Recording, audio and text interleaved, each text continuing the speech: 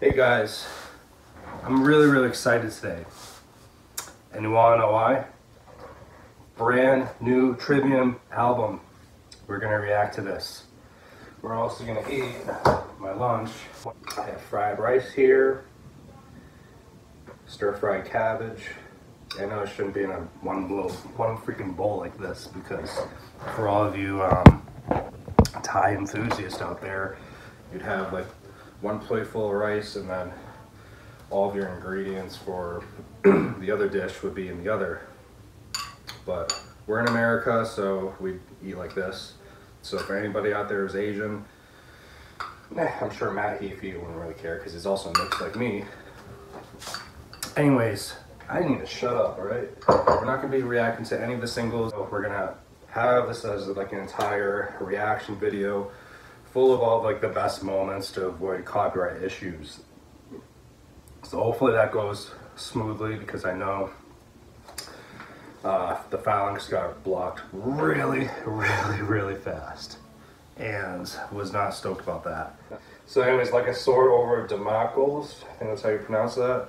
We're going to start with that. So this is track number 3, and then we have Feast of Fire, which is another single right after, so we're going to skip that too. Let's go.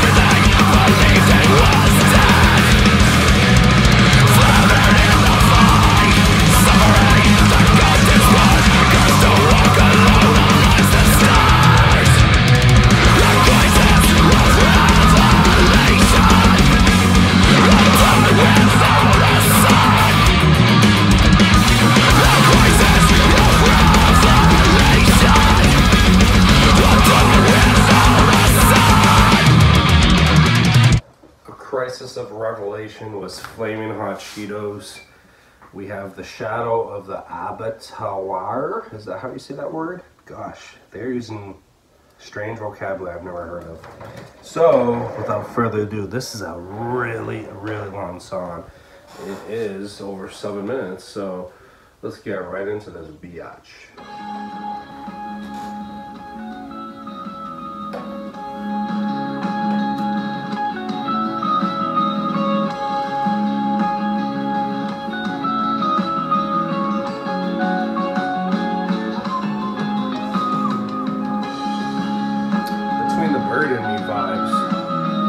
A lot of people say Iron Maiden. Not familiar with Iron Maiden, can be honest. I know Iron Maiden, but I'm not a big fan of them. I don't know, it's just not for me. I know, I'm freaking funny.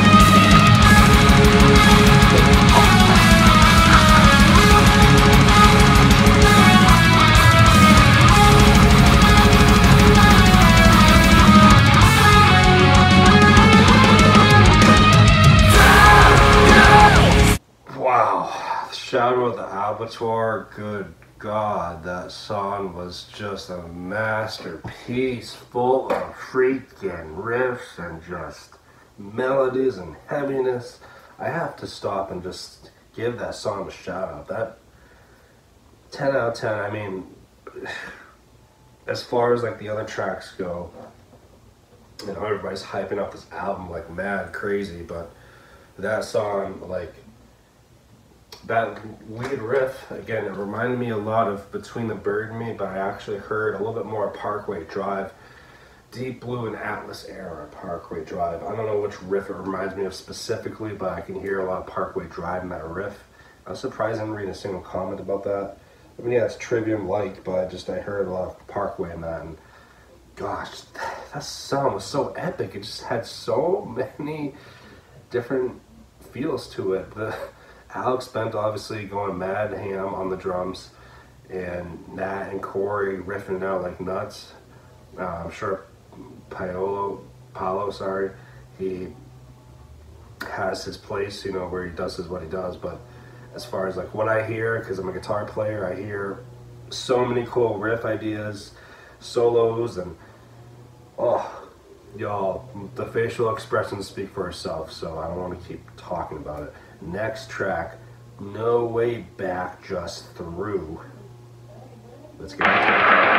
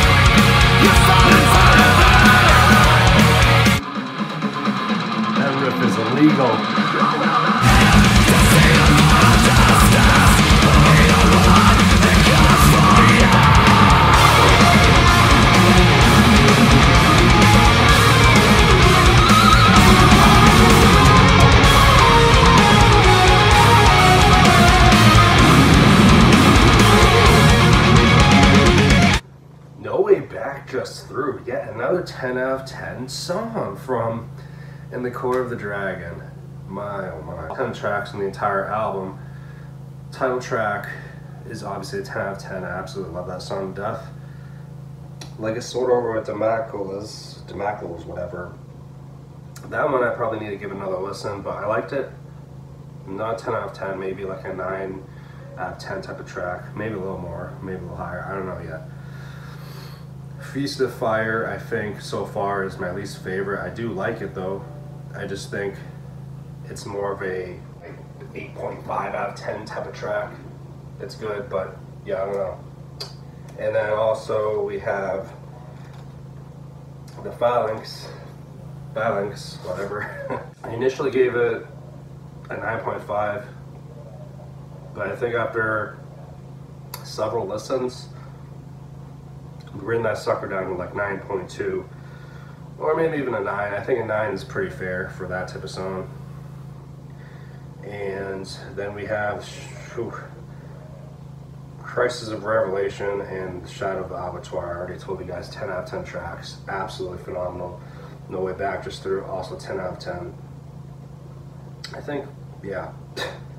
I don't need to say anything else. Let's get right into the next one. Fall Into Your Hands. This is over 7 minutes long. 7 minutes and 46 seconds. Wow.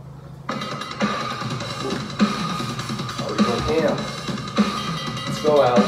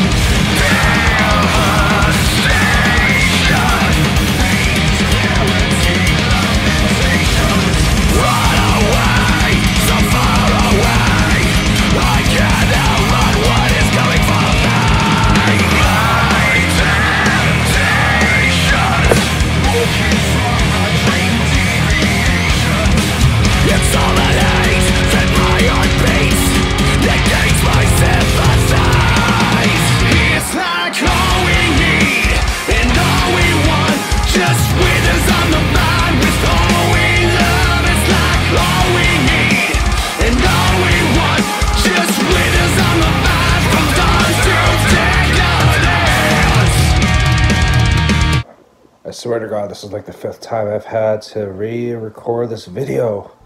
So, guys, I just want to put a cross comparison, to put in perspective between Era's self-titled album, because it's #1 currently on my album of the year list, and it's really hard to make them budge. So, Trivium could be potentially the answer, or in just a few more days, we have Ice Nine Kills, Silver Scream Part 2, Welcome to Horrorwood.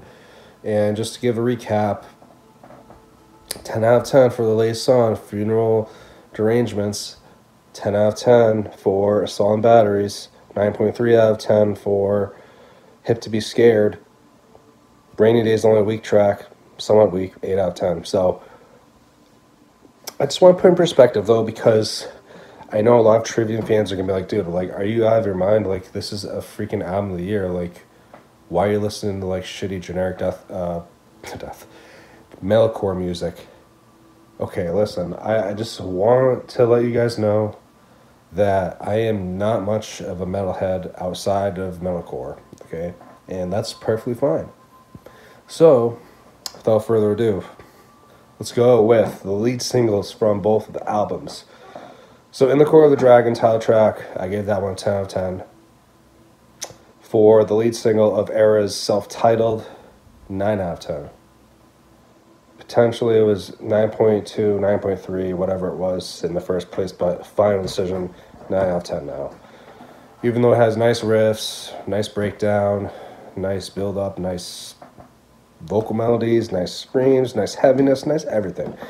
It just did not seem like the most original Era song. It's definitely a standard for them, but you know, without further ado, I'm still rating it really good because it's a very good song still.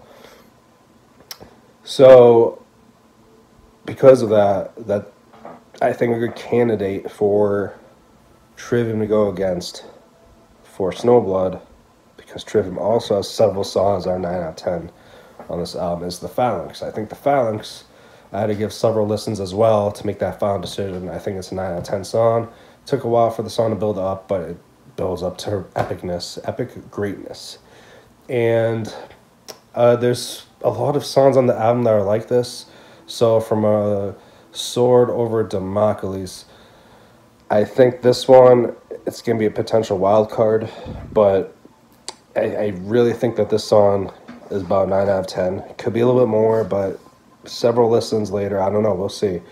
I've not been able to listen to the song enough yet, so that one would go good against, say, oh shit, I got a big bruise here. Holy shit. Yeah, I made a wall yesterday. Damn, that's really bad. I was doing some moving. So yeah, I think like a Sword Over Damocles would be good over, like, you know, song like House of Glass by Era. I think both of these songs are really good for what they are. House of Glass is a little bit better, I think, because it just has so much good gent qualities to it. Yeah, it's, I wouldn't say it's standard, because it's definitely like cool, like there's no bands doing like this Tool gent style thing, but yeah, it's got amazing riffs and stuff like that. So that one I think it's good to go against each other though in that one though. So we got those two down, right? Now, the next one, we're going to do Scorpion Hymn, which is 9.5 out of 10, versus, we're going to do, this is going to be a really tough one, but I'm going to make it go against Feast of Fire by Trivium. And Feast of Fire, now, I gave this one an 8.5 out of 10. And I don't think this is going to go up any higher. I've listened to this song several times. It's another song that takes a long time for it to build up. And initially I thought this was the weakest track until I got to the last song on the album, which I'm surprised not enough people are saying that the last song is like the softer track on the album. Because Trivium always has 2 or 3 softer tracks. Let's just be real. Yeah, to an extent, like, they're all heavy for, like, as a whole in the genre, but let me put it to you this way, right? Beauty and the Sorrow, is another song that a lot of people did not say was like a more radio rock song, and for sure, like, yeah, there was some nice screams here and there, but it was a pretty mid-tempo song. The Heart From Your Hate obviously was the song was, and then obviously last time we had Bleed Into Me, which is the most radio friendly, and then Scattered in the Ashes. So those are the two obvious ones. This one, I wouldn't say there's like one clear-cut winner for that category. Like the Phalanx, I think, is definitely has the traits of that, but they're able to mix it up a little bit to make it so it's not. And the same can be said for From Dawn to Decadence. So From Dawn to Decadence is kind of one of my least favorite songs on this album. I don't know what it is about this song. It's good, but I think it's definitely good to go against what I would call Divisionary by Era. So both these songs I would give about an 8.2, 8.3 out of 10. Okay, and for Divisionary at least, I think it has good melody, good bass licks, good guitar work obviously, and some nice synths, but it just felt a little awkward. This Trivium, my blood rush flowing enough, it just wasn't quite there for me. Yeah, that's where I stand on this album so far, guys. I think Era might have it slightly beat. So I think this is going to get a 9.2, 9.3 out of 10. We'll see. Era's is probably going to stand strong at like a 9.6 maybe. We'll see. Maybe 9.5. Without further ado, hopefully you enjoyed this experience. Please like, comment, subscribe. See you in the next video.